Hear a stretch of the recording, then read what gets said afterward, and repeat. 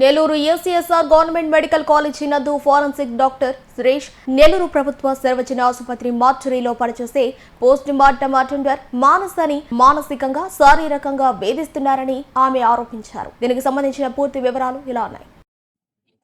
నా పేరు మానస. నేను నెల్లూరు జీజీహెచ్ మార్చురీ నందు మార్చురీ అటెండర్ గా విధులు నిర్వర్తిస్తున్నాను.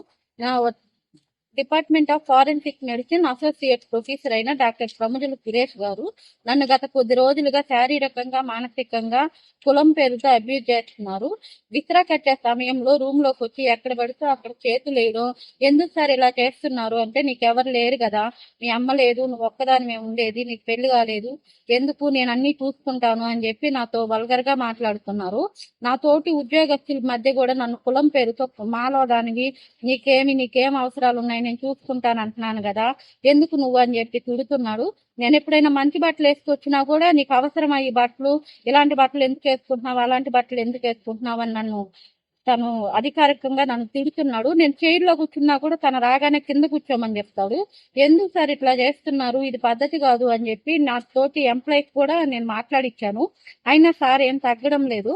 అప్పుడు నేను మా హెచ్ఓడి గారికి, సూపరింటెండెంట్ గారికి, ప్రిన్సిపల్ గారికి తపాలాలో కంప్లైంట్ ఇవ్వడం జరిగింది. కంప్లైంట్ ఇచ్చినా వాళ్ళు ఎటువంటి చర్యలు తన మీద తీసుకోలేదు. ఇదే విధంగా నేను దర్గామిట్ట పిఎస్ లో సిఐ గారికి కూడా కంప్లైంట్ ఇచ్చాను.